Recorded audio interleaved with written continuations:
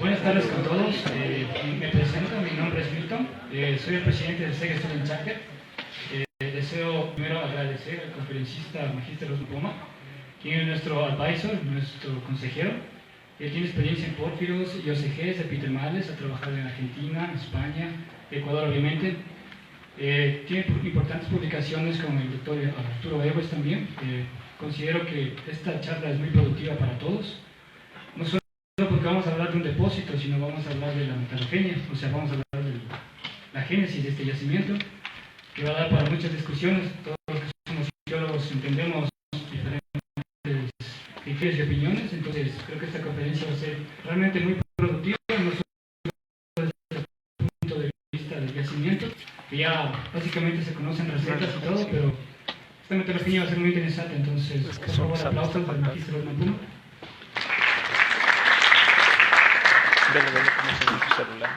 Bueno, muchas gracias por asistir. Creo que, bueno, de mi parte, como apoyo a los estudiantes que han tenido esta iniciativa de crear el SEG Student Chapter, el primero en el país, es algo muy bueno y por eso mi apoyo a ser total hacia ellos. Se ha hecho muchas cosas y creo que esa es la forma de empezar a querer desarrollar esto de la minería, que bueno, cuando empecé yo hace algunos años, creo que era el único geólogo aquí en la Politécnica que me dediqué a eso, afortunadamente.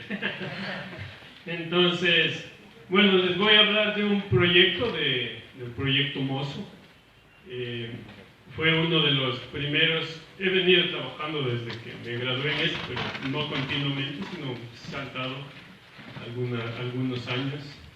He trabajado ahí y realmente lo conozco bastante bien y eso me ha permitido un poco llegar hasta acá. Deseo agradecer a Minera Cachaví, que es la concesionaria de la concesión minera Mozo, en donde se ubica este proyecto. Y bueno, vamos a...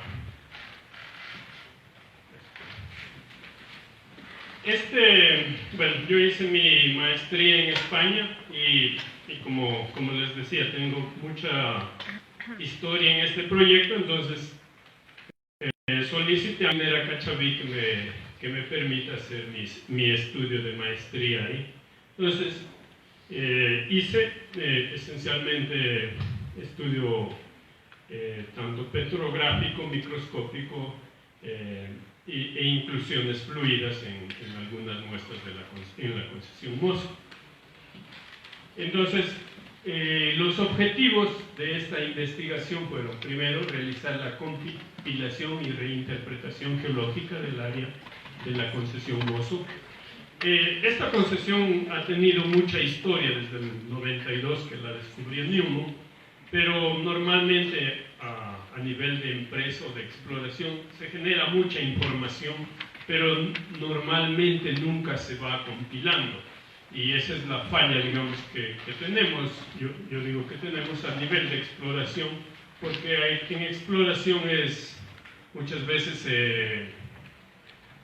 lo principal son los resultados, entonces a veces si no hay resultados hasta ahí quedó, entonces no hay esa compilación que ya en el tema, llamémoslo así, académico, es lo más importante, ¿no es cierto? Entonces, por eso era la primera etapa, hacer eso.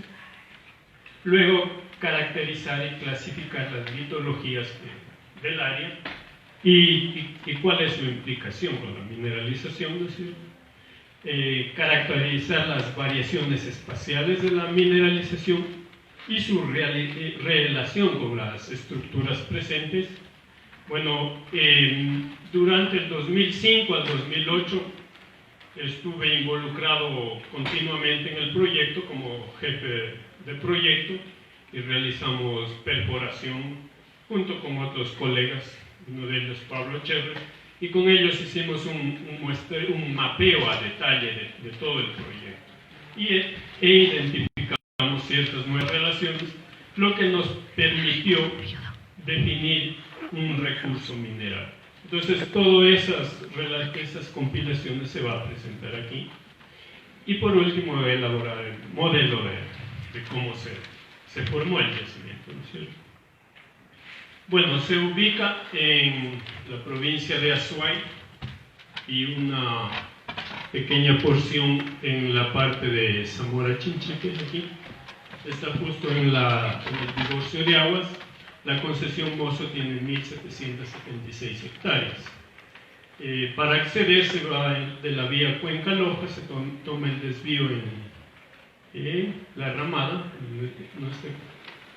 y se llega hasta la población de Nabón, luego es una vía de segundo orden, y en Cochapata ahí está la bodega de testigos, y se puede acceder por esta vía, que es una vía de todo el año, al proyecto y revisar las zonas de la concesión. Muy bonito el proyecto, se ven muchas cosas, realmente a mí me gusta el proyecto porque es chico, eso sí, pero didácticamente creo que es uno de los mejores por lo que les voy a mostrar. Entonces, yo he llevado estudiantes de la Universidad Técnica de Loja, donde también soy profesor. Hemos hecho visitas por esa accesibilidad que muchos otros proyectos no la tienen, y también la exposición de Minera Cauchaví, que es mucho más importante también. Entonces, ¿cómo es la fisiografía? Bueno, el rasgo principal es este cerro, se llama el Cerro Mozo. Vamos a ver, la cota es 3.226, el pico. Aquí se ve claramente una estructura aquí, es una brecha silicificada con un pico en medio, y esto es posiblemente los bordes de un volcán más antiguo. Acá tienen la cuenca de Nabón, la cuenca más o menos tiene entre 8 y 7 millones de años, y todos los drenajes van hacia el Pacífico. Como les decía, una punta acá es lo que va hacia el Atlántico. Algo importante, si ustedes se fijan en la hidrografía, y siempre que vayan a un nuevo proyecto, lo primero que hay que fijarse es en eso, el por qué. Miren estas quebradas, todas paralelas, y estos drenajes también perpendiculares. Eso tiene una razón de ser. No saben, cuando ustedes llegan no saben por qué es. Puede ser estructural, por fallas, puede ser por la litología, diferentes, digamos, razones por las que se podría dar, pero vamos a ver cuál es la razón, digamos, de esto. Y también por qué el Cerro Mozo permaneció ahí y no se erosionó como el resto de la zona aledaña. Es decir, que alrededor de esto, por ejemplo, en esta parte hay una zona de mucha alteración argílica, de donde se mina para todo lo que es las cerámicas Graiman y otras de la zona. Bueno, los antecedentes desde el 92 hasta el 2008, que les decía, se hicieron muchos trabajos de exploración, un total de 117 sondajes a diamantina, totalizando 18.700 metros perforados y cerca de 9.000 muestras tomadas. Aquí está indicado, también estos amarillos son trincheras de superficie y múltiples muestras tanto de puntuales de roca de superficie como de suelos. También se hizo magnetometría y IP también, potencial inducido en todo el área. Entonces es una concesión muy explorada. Los puntos negros que se ven aquí son las perforaciones hechas por Newmont en el 92 al 97. Luego hay unos puntos verdes que hizo IAMGOLD en el 2003. Y lo último, estos puntos rojos que se hizo con una empresa junior canadiense, Channel Resources. Como verán, Newmont se focalizó en este cerro, que es el Cerro Mozo. ¿El por qué? Porque ellos buscaban un recurso similar a Yanacocha. Cuando ustedes ven la edad de esto, que está entre 15 y 16 millones de años, es más o menos las edades que se tiene en el distrito mioceno de alta sulfuración y de pórfidos del norte del Perú. Entonces, en ese entonces ellos no sabían estas edades, pero con esa hipótesis, digamos, vinieron a Ecuador. Entonces lo que querían era perforar este cerro porque querían definir un recurso de mineralización de oro en óxidos. Por tal motivo, su objetivo de exploración fue solo somero, digamos, máximo 100, 200 metros, porque más de eso ya no era, en ese momento no iba a ser rentable. Luego IAMGOLD vino con otro objetivo de exploración. Muchos de estos yacimientos, sobre todo en Chile, han tenido un cambio en los últimos años, sobre todo de la visión de exploración. En Chile han existido muchos yacimientos de este tipo de alta sulfuración, los cuales en las últimas décadas han sido explorados por pórfidos. Incluso Yanacocha se ha descubierto un pórfido. Entonces, como ustedes saben, el tema de pórfidos nos da mucho más volumen de mineral y de valor en sí. Entonces, IAMGOLD, con esa nueva visión, digamos, se concentró más bien en esta zona más plana, buscando un sistema tipo pórfido. Y el por qué es porque en estas zonas hay algunas anomalías magnéticas. Entonces, ese fue su objetivo y dejó de lado algunos de los descubrimientos, digamos, puntuales que hizo Newmont. Por ejemplo, acá hay una zona que se llama Mónica, en donde perforó y ya definió un recurso Newmont.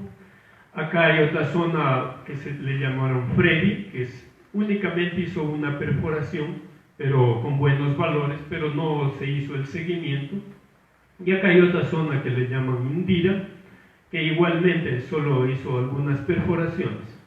Cuando se regresó con la empresa Channel en el 2005, la cual, como les digo, estaba a cargo, nuestro objetivo principal fue definir, en cambio, ya un recurso de oro, ¿no es cierto?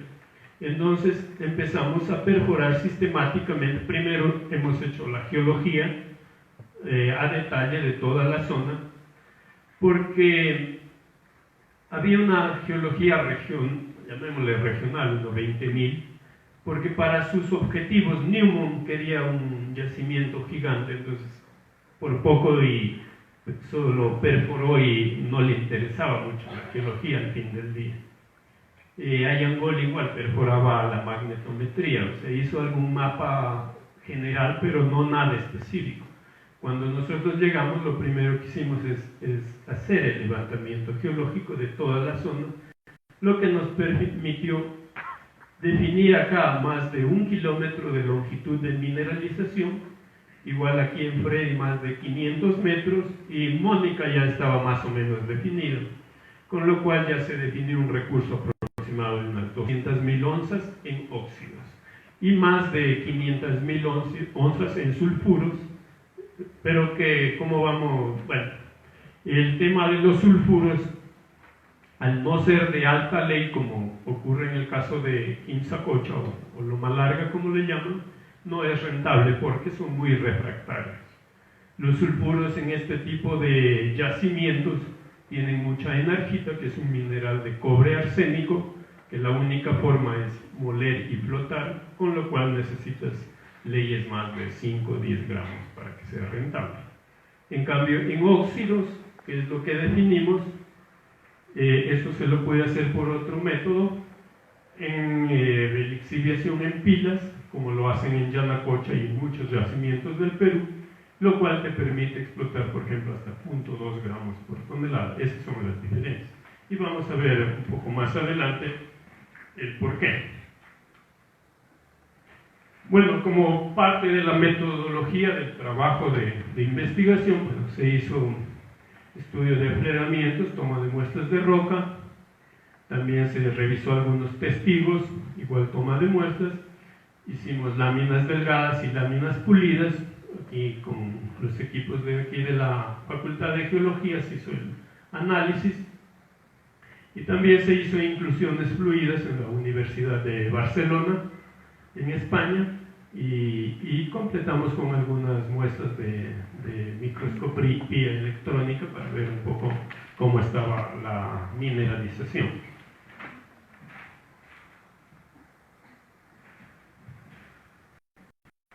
Este es un mapa que he hecho con la compilación de muchos trabajos.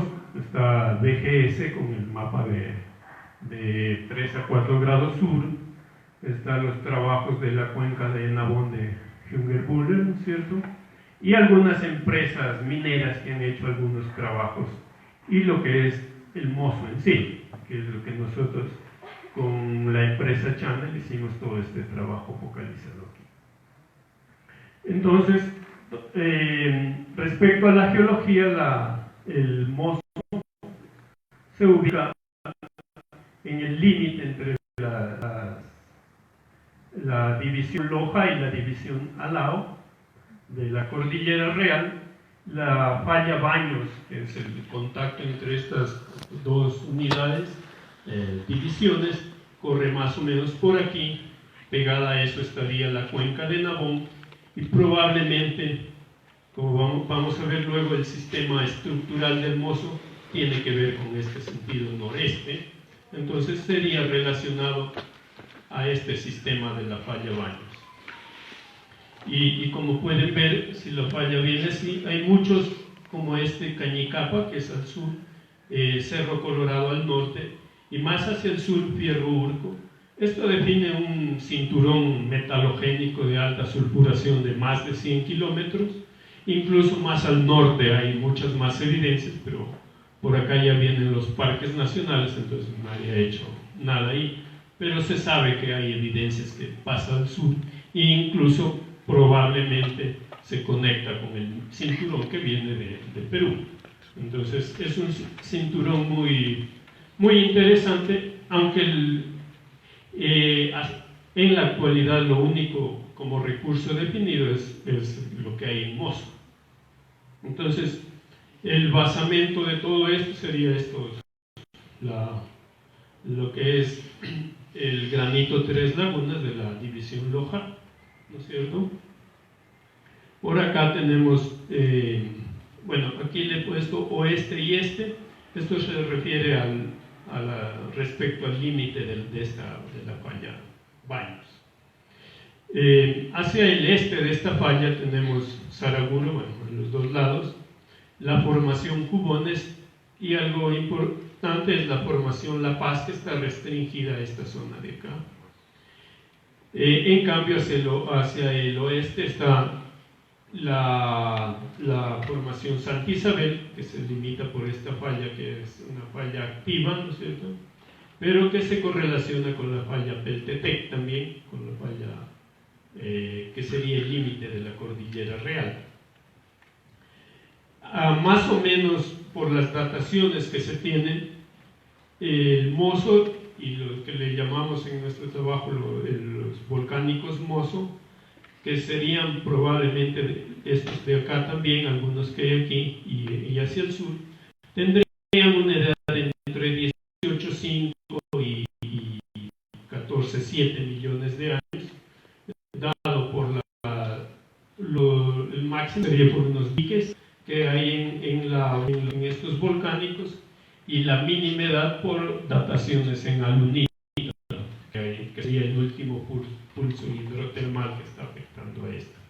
Como es una mineralización sin genética, o sea, quiere decir que se forma a la vez que se forman las rocas, entonces por eso se asume que es de la misma edad. Luego tenemos esta cuenca, aquí hay probablemente una erosión en esta parte, levantamiento, tenemos la cuenca de Nabón, y al último hay la formación Tarqui, este rosado que está tapando algunas de las, sobre todo el borde este de la zona de Mozo. Bueno, este es el mapa geológico realizado en la última campaña, en la cual, como les decía, hay las quebradas tienen dos alineamientos, el uno es noreste y el otro es noroeste. Este lineamiento noreste serían paralelos a estas suturas regionales. Este es el principal que le llamaron la falla Newman.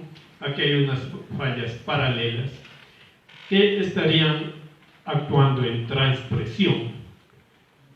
¿Qué quiere decir? Que todo esto es una zona de compresión, pero hay ciertas zonas donde la falla probablemente cambia de rumbo temporalmente, en donde se generan yacimientos. En este caso, Freddy es uno de ellos, y acá Mónica se genera igual en un sistema de este sentido. Acá, estos dos yacimientos, posiblemente por la tectónica, al no ser muy extensos, permiten incluso que haya más concentración de fluidos, teniéndose aquí muchas mejores leyes en estos dos sitios. Bueno, algunas son de enriquecimiento supergénico que puede llegar a 20 y pico de gramos, pero en la zona que no hay de enriquecimiento supergénico puede tener 5 o 6 gramos, que es alto para un tipo de estos yacimientos. A diferencia de la zona Indira, que está en este sentido, como les decía, fíjense en las quebradas, que es paralela a la quebrada se creó porque ahí había una alteración intensa que impide la erosión, entonces el agua erosiona la alteración argílica en el borde y deja el yacimiento a un lado. La particularidad de esto es la extensión. Estas fallas en extensión pueden ser muy grandes, extensas en rumbo, aunque la ley, por ejemplo, aquí en cambio es mucho menor, es promedio 1,5, digamos, en los óxidos. Entonces, hay algunos centros intrusivos aquí en esta. Aquí en la concesión en sí no aflora la división Loja, aflora un kilómetro por aquí. Le hemos inferido que viene en esta parte baja, sobre todo porque aquí hay una brecha que les mencionaba al inicio. Probablemente, bueno, hay una discusión entre si es freático o freatomagmática. Está muy silicificada, muy alterada, entonces es ya más difícil tener ese tipo de diferenciación. Pero lo importante es, por ejemplo, que esta tiene clastos de metamórfico aquí, entonces está sacando metamórfico de esta parte, por eso se infiere de esta forma. Entonces, sobre el metamórfico tenemos la formación La Paz. Esta sí ha sido interceptada en toda esta zona, como está aquí, bajo la cobertura de los volcánicos Mozo, que en este caso serían toda esta secuencia, los volcánicos Mozo que les llamamos. Esta formación La Paz es una toba de cristales local, bueno, en algunas partes tiene fiams, textura eutexítica, ¿no es cierto? Pero al alterarse, eso vamos a ver, pierde muchas de esas texturas, y cuando se tiene una alteración intensa, muchas veces se confunde incluso con un pórfido. Entonces, de ahí nació muchos de los, cuando se exploró, no se entendía este tema. Otra cosa importante es, por ejemplo, esta formación, cuando no está alterada, tiene mucha magnetita detrítica, magmática, digamos.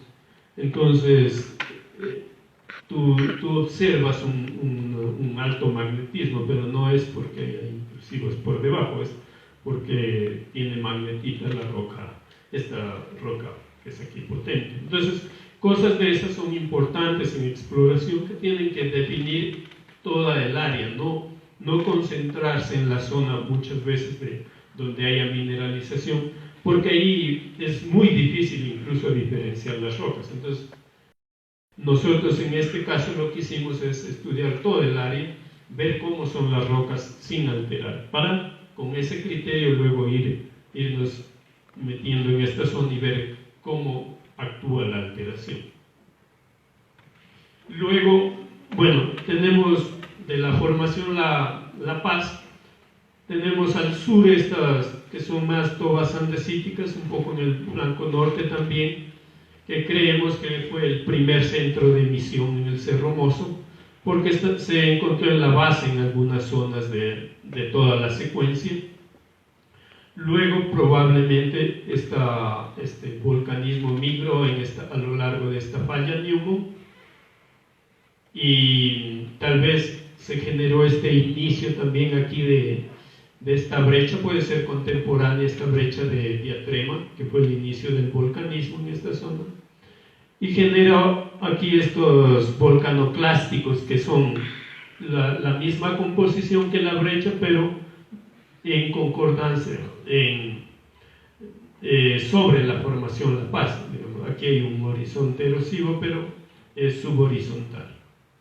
Luego de eso tenemos lavas y rocas volcanoclásticas más, estas verdes, que son más dacíticas, y por último esto en el techo del Cerro Mozo, una composición más riolítica.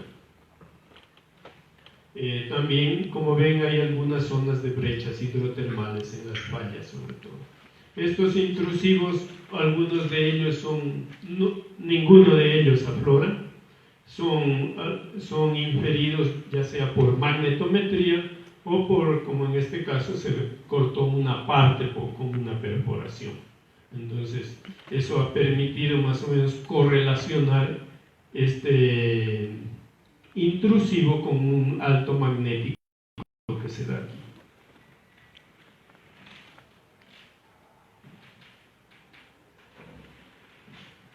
Bueno, esta es la formación La Paz. Este es en el borde oeste, se ve el bedding, digamos. Aquí las texturas de estos pomes aplastados. Aquí hay textura esferulítica de estas rocas por devitrificación, que cuarzo magmático es importante. Y esta es la misma roca. Fíjense, esta roca aquí, esta es la misma roca tomada de aquí, pero con alteración cuarzo-alunita.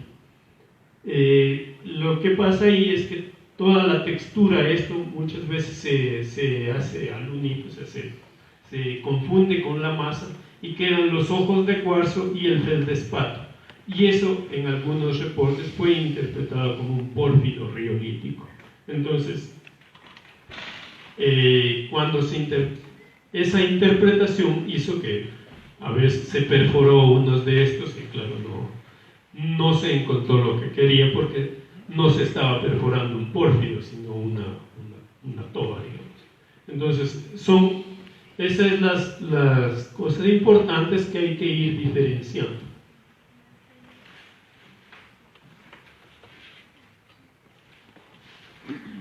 Acá tenemos todo las rocas volcanodendríticas.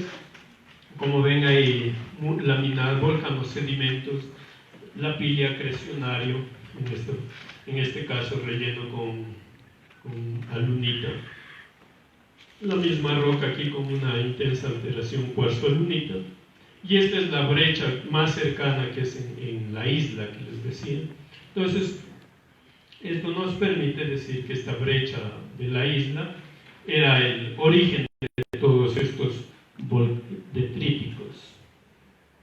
O sea, esta brecha de aquí probablemente es el origen de estos verde claro que está aquí, por eso está inferido aquí como una fascia lateral.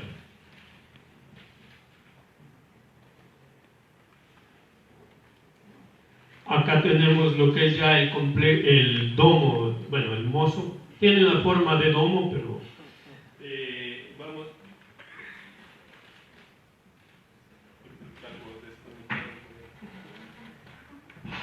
Bueno.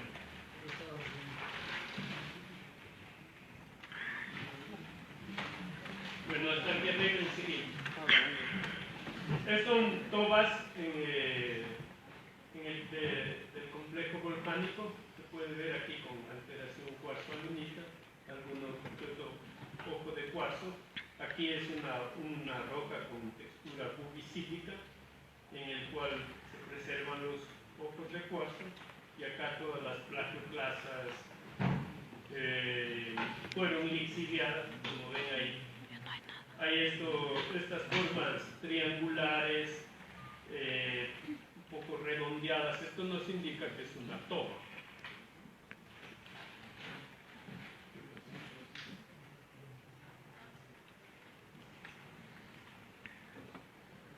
Hay también brechas hidrotermales, como por ejemplo esta.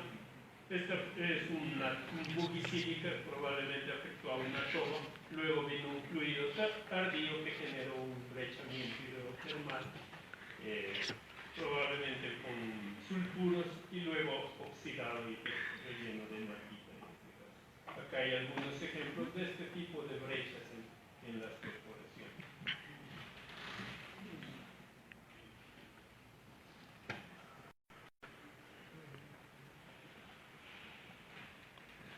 Y acá ya el pórfido, este fue únicamente definido en un sondaje.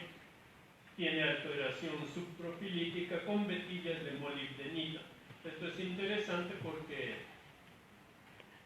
cuando se analizó este sondaje lo hizo Newman, y por el objetivo que Newman tenía, ellos solo analizaban oro y plata, porque no les interesaba nada más, porque su objetivo era Yanacocha, Perú, tener algo así.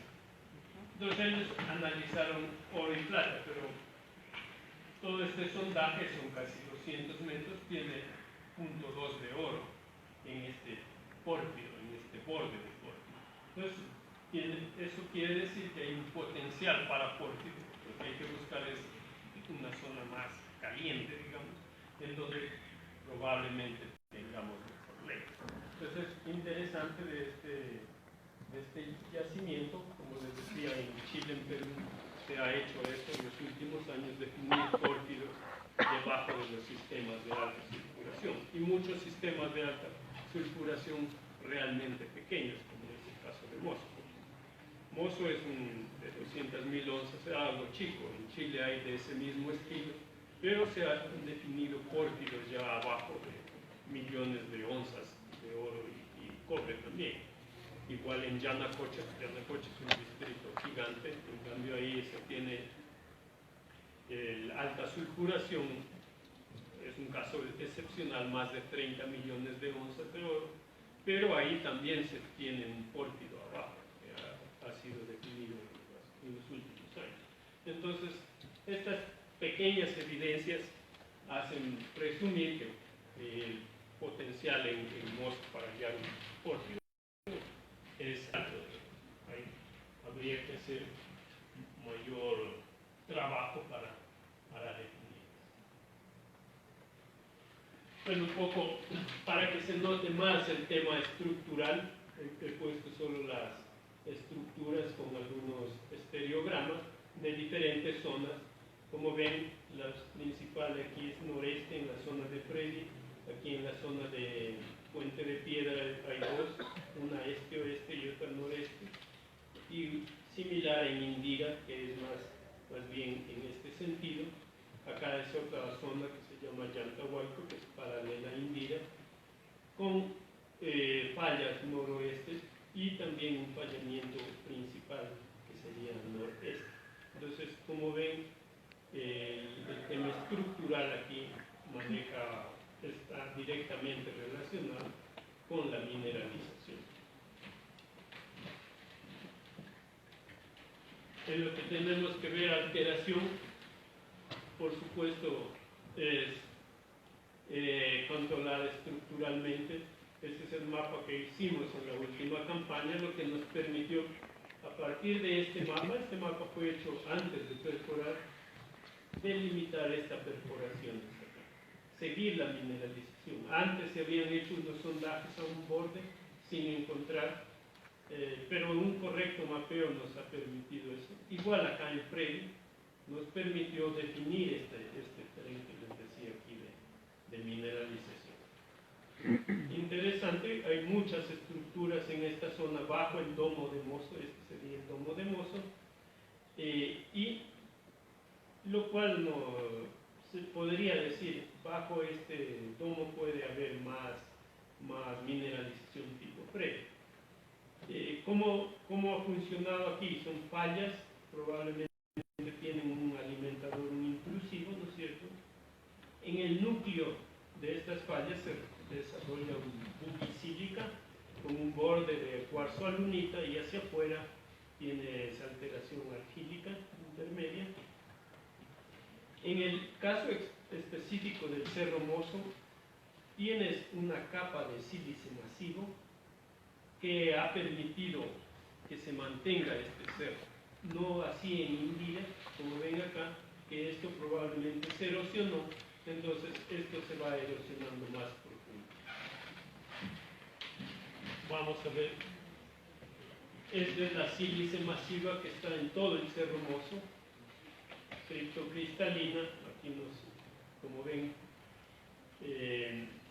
bajo esto lo que representa es el nivel freático, el paleonivel freático.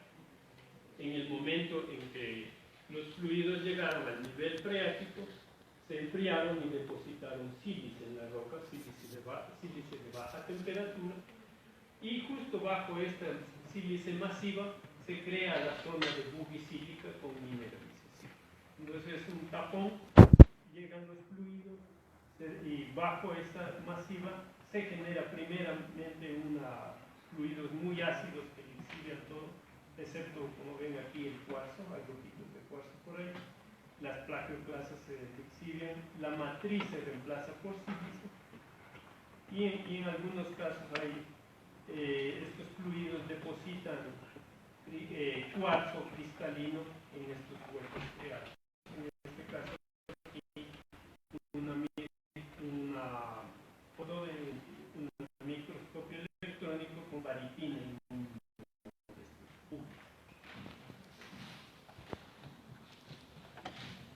Esta es la alteración cuarzo-alunita. Esto es, como ven, un par de centímetros. Aquí es una falla. Lo que ven aquí, ven a nivel macro. Aquí es buquisílica, pasa a esta zona es de cuarzo-alunita y a unos 5 centímetros más ya está la alteración argílica. Lo mismo que se ve aquí, se ve en Indira, en Freddy, en Mónica, pero esta zona, por ejemplo, puede ser 40 metros, la cuarzo-alunita igual unos 10, 15 metros, no es tan amplia, y los bordes de alteración argílica. Aquí algunas fotos de esto, con los cuarzos siempre se mantienen. Aquí hay huecos en esta, pero no es porque sea buquisílico, sino porque al elaborar la lámina, la alunita se deslava. Es medio complicado hacer esto. Hay vetillas de alunita tardía también, cortando algunas vetillas de cuarzo temprano. Y toda la matriz es alunita. Y todos estos puntos, bueno, aquí no se nota bien, son rosáceos, es alunita hipógena. Y al borde de esto es la alteración argílica. Como se puede ver, hay algunos máficos que están cloritizados, las plagioclasas como esta, incluso se puede ver todavía la zonación, están reemplazados por kaolín. Y los cuarzos, como les decía, ellos siempre se mantienen ahí. Pues esta es una alteración argílica en los bordes. Y mucho más afuera hay una alteración propilítica, que es matriz se reemplaza por subpropilítica, en este caso matriz se reemplaza por clorita, los mágicos también se cloritizan. No es propilítica porque no es de tan alta temperatura para haber generado epidota o otros minerales que ya son de mayor temperatura. Aquí también se encuentran carbonatos en esto. En lo que refiere a la mineralización, de fondo está el valor de oro en suelos. Como ven, anomalías sobre 20 ppb, que realmente es insignificante, pero en este tipo de yacimientos ya definen más o menos las zonas ya conocidas. Excepto Freddy, que tiene una particularidad, es porque está cubierta de esta sílice masiva. Esta sílice masiva no tiene, solo es sílice, no tiene ninguna otra mineral, a veces algo de mercurio, pero muy bajo. Entonces, realmente está, como ven, todo el Cerro Mozo no tiene ninguna anomalía de oro, pero bajo de eso se descubrió Freddy justo a unos 100, no menos 20 metros bajo esta sílice. Eso quiere decir que hay potencial, y eso hay que entender cuando se hace exploración. No necesariamente la geoquímica de suelos nos ayuda, pero hay que darle un contexto a todo eso. ¿Qué más tenemos? Los valores en trincheras y valores de oro en roca. Como se ve aquí aflorando, en Freddy solo hay un punto, porque solo fue una muestra que erosionó en una quebrada y que permitió encontrar esta ventana. Y a partir de eso se descubrió este yacimiento, este depósito de 70.000 onzas, algo que es significativo realmente. Aquí se ha ploteado la alteración versus los valores de oro para tener una idea de cómo se distribuye la alteración. Todo esto es hecho, cabe recalcar, solo con lupa, digamos. Entonces no esas alteraciones son de campo. Y eso no realmente ha sido un buen trabajo que hemos hecho con los geólogos allá, porque se ve muy bien que la correlación oro y sílice, cuarzo alunita, por ejemplo, sílice o silicificación es donde hay más valores de oro. Cuarzo alunita se ve que va bajando, o sea, tiene su lógica, digamos. Acá es otra forma de presentar lo mismo, por ejemplo, valores hasta 50 ppb de oro. En este tipo de alteración, la principal es la alteración argílica, ¿no es cierto? Y mientras van subiendo los valores de oro, la única que queda va a ser cuarzo alunita y silicificación. Entonces, un poco para que vean cómo es la distribución de la alteración versus los valores de oro. Y esto ya un detalle de cómo está en Freddy y en Indira, en este caso la mineralización. Aquí es la quebrada Indira. Aquí algo importante es este límite que hemos marcado aquí, que es el límite entre óxidos y sulfuros. Eso es importante porque esto es rentable versus no rentable.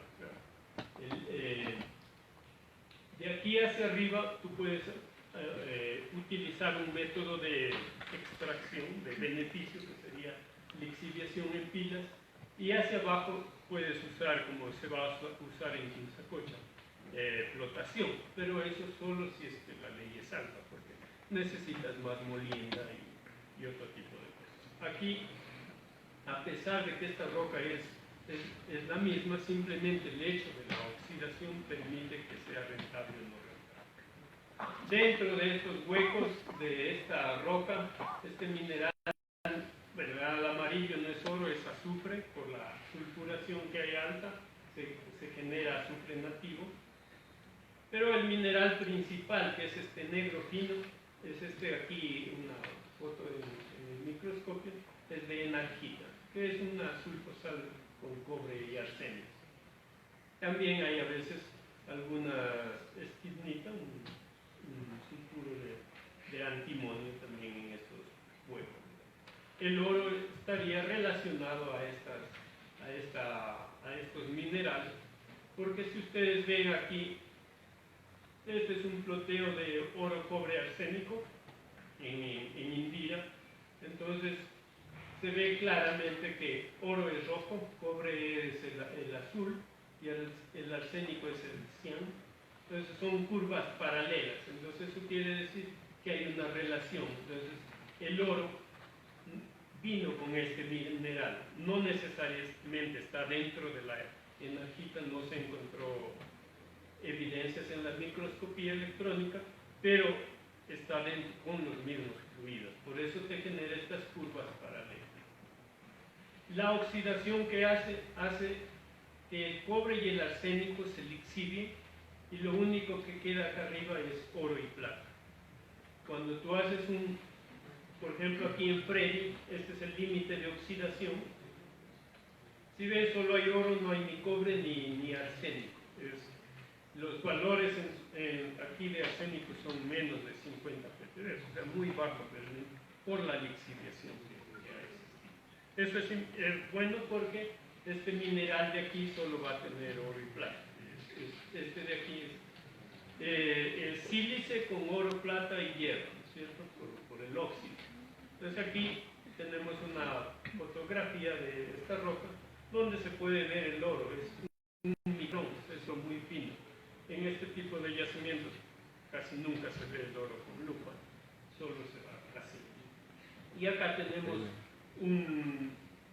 plata nativa igual en estos huequitos. El resto no hay, digamos, en la parte esta más. Algo importante, este es lo que es el Freddy, el yacimiento Freddy. El domo está así, este domo mozo. Esta capa de aquí es la sílice masiva.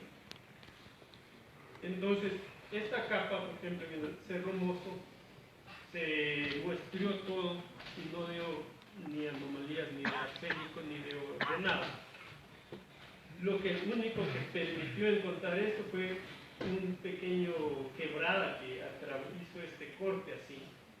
Y a partir de eso, con la geología que se hizo, se siguió había fracturas en esta sílice masiva, se pudo definir hacia dónde se dirigía la mineralización y se perforó estos sondajes así, encontrándose la mineralización.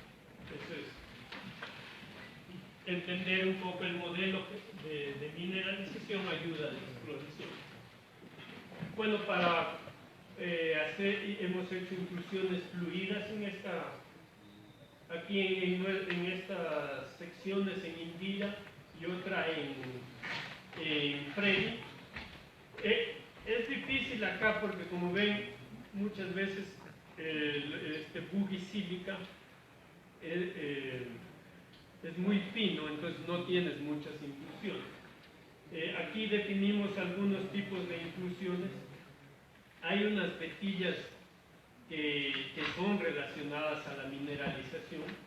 Entonces, en estas vetillas tienen cuarzo cristalino y ahí hay unas inclusiones fluidas. Entonces, ese sería un tipo de inclusión. Otro tipo de inclusión, en estas mismas vetillas hay fracturas con inclusiones en estas fracturas. Se formó la fractura, se rellenó de cuarzo, probablemente en estado posterior, y ahí se atrapó estas inclusiones. Otro tipo de inclusiones hay, en el buggy sílica, en estos huecos, se formó estos cristales de cuarzo, y estos tienen inclusiones, aunque son de muy pequeño tamaño, muy difíciles de medir, pero se logró en algunas de ellas obtener.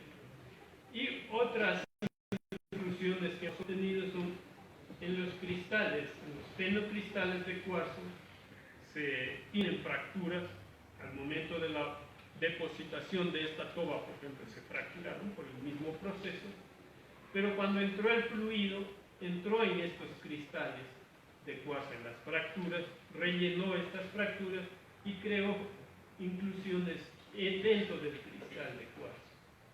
Pero hay que diferenciar El cristal de cuarzo también tiene inclusiones propias, inclusiones magmáticas.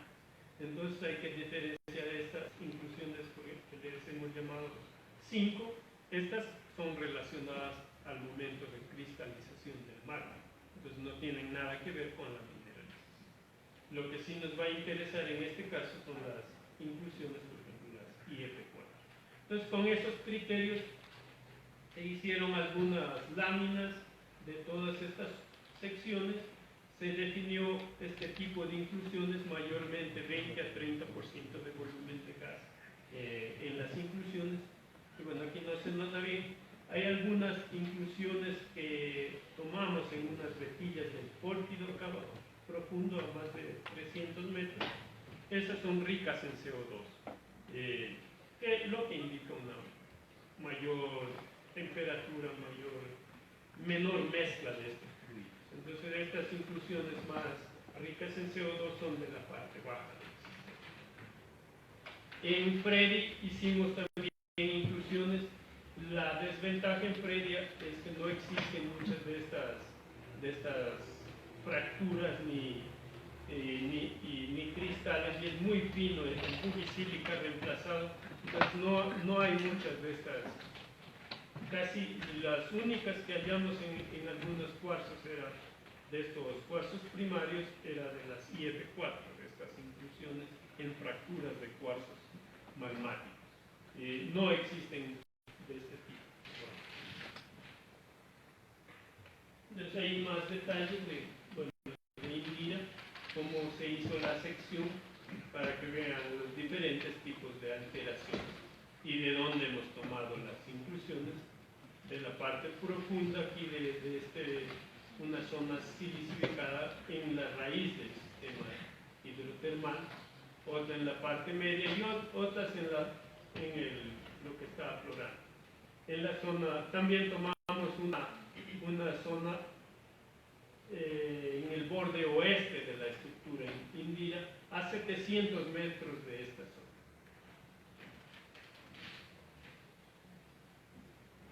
Y estas son las conclusiones. En la muestra más profunda se obtiene dos tipos de inclusiones, una de más o menos 280 a 300 grados de temperatura, un grupo, y otro grupo más de 400 grados de temperatura. Entonces, estas inclusiones ya son más relacionadas al ambiente tipo pórfido, a estos diques intrusivos que hay aquí, que probablemente generaron los fluidos para el sistema epitermal. Luego, a nivel medio, este fluido tenemos igual dos poblaciones, aunque ya de menor temperatura. Esto que nos puede indicar un enfriamiento mientras sube la solución, mezcla tal vez con otras aguas meteóricas. Entonces aquí ya la temperatura es de 220 y el otro pico es de 300, como ven. Y en superficie ya lo que se observó es bueno, aquí no hay mucha variación, 70 metros, probablemente, como ven, se mantiene la temperatura. Esta temperatura más alta, bueno, puede ser que ya se enfrió más, como en este caso, aunque alguna inclusión todavía mantiene esta temperatura. Igual en unas muestras de estructuras paralelas se obtiene el mismo comportamiento, inclusiones de 220 grados centígrados. En esta sección, que es el borde oeste de Indira, tenemos inclusiones que nos dan alrededor de los 240 grados. Eso es más o menos parecido a esto. Como ven, aquí la temperatura es casi idéntica en todo este recorrido. Se puede decir que se ha mantenido en un mismo nivel la temperatura y más varía en profundidad si es más caliente. A grosso modo se podría vectorizar, es decir, o sea, de dónde viene puede venir de más acá, pero se necesita hacer más secciones de inclusiones para tener un vector de temperatura con este método. Pero lo mismo que se está viendo aquí, cómo se va disminuyendo, se puede hacer en superficie, pero ya con más detalle para definir hacia dónde es la zona de mayor calor. Y por último, en la zona de Frey, este es el Cerro Mozo. Bueno, acá arriba en esta sílice masiva es imposible hallar inclusiones fluidas, muy estricto cristalino. Aquí hallamos algunas inclusiones. Estas tienen temperaturas de 340 grados centígrados. Eso puede indicar que, a diferencia de Indira, como se ve una estructura, probablemente esto está más cerca al origen de estos fluidos. Acá está postulado este intrusivo, que es digamos, inferido. Podría ser ese el origen de esto. Y en conclusión, bueno, tú también haces la temperatura de homogenización, quiere decir cuando en la inclusión le calientas y este vapor, esta burbuja, desaparece, se mezcla con el agua. Entonces eso se llama la temperatura de homogenización. Y otro ejercicio que se hace es enfriar la muestra a menos 150 grados centígrados para que el agua que está ahí se solidifique. Y le vas calentando hasta que desaparece el último hielo, digamos. Entonces esta se llama la temperatura de fusión. Esta temperatura nos da una idea de la salinidad del fluido. Bueno, se hace aquí se plotea estas dos temperaturas y como podemos ver, esto hemos hecho en esta sección, este es el sondaje 112, temperaturas 450 grados centígrados. Aquí hay evidencias de, como les dije, de inclusiones ricas en vapor con CO2. Eso hace que estas inclusiones, digamos, la temperatura de fusión no nos dé directamente la salinidad. Si en el caso de estas muestras que no tienen CO2, estas temperaturas más o menos nos indican entre 1 a 3% de salinidad. Lo que se concluye de aquí es, por ejemplo, si partimos de este fluido, este es el 112 de acá, ha habido enfriamiento porque la mayoría de estas son las muestras los verdes son de superficie, para que tengan una referencia, entonces ha habido un enfriamiento. También ha habido ebullición. Estas muestras son del 75 de la parte central, entonces nos indican esta dirección. Entonces, para eso también se puede servir las inclusiones fluidas. Hay otro grupo de esta del 87, que es el sondaje en el extremo oeste, que nos da en este sentido. Entonces se podría decir que también, si asumimos que es el mismo origen de los fluidos, que también es una ebullición. Entonces, en conclusión, bueno, esto es un poco ya lo que les he dicho, las estructuras principales norte 45 en transpresión, norte 120 en extensión. Aquí se genera mayor extensión en la mineralización, ¿no es cierto? Alteración es típica de alta sulfuración. La mineralización está tanto en óxidos como en sulfuros. ¿Qué más? Hay zonas de sílice residual porosa sin mineralización. Esto quiere decir que hubo un fluido primario que alteró y luego un secundario que tenía la mineralización de oro. Bueno, y un poco lo de las inclusiones fluidas que ya les comenté. El Frey topográficamente es el nivel freático porque esa es la zona de sílice masiva. Sobre el nivel freático hay lo que se llama la zona de lixiviación ácida, que puede ser unos 200 metros. Eso es lo que se ha erosionado en Frey. Presencia de alta temperatura en inclusiones fluidas, probablemente cerca del origen, ¿cierto?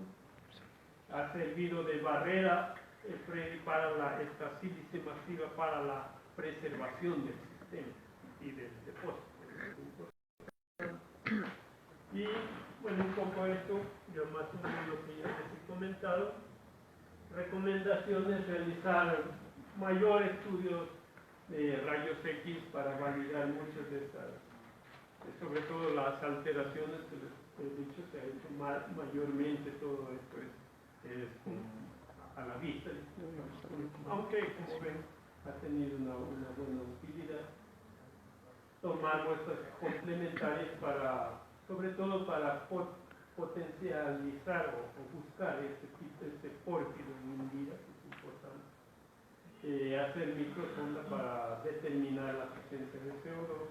Estudio isotópico también importante para definir relación en este pórfido y la mineralización.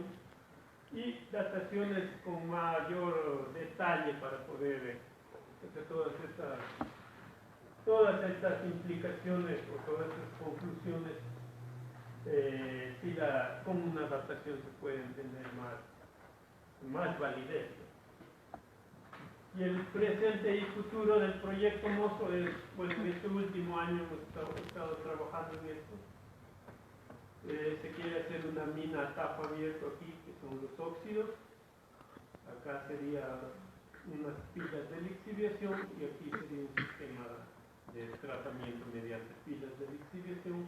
Previo también hacer más exploración mediante túneles y definir el recurso que hay aquí en óxido para hacer el desarrollo. Este proyecto se ha presentado el estudio ambiental para la explotación a cielo abierto de el tipo cantera. Es chico, digamos, realmente son 20.000 onzas acá, aquí más o menos unas 70.000 onzas, que tendría una vida de unos 4 años este proyecto, pero bien manejado podría servir como ejemplo de cómo hacer un proyecto de este tipo. Sería la primera mina en el país de lixiviación en pilas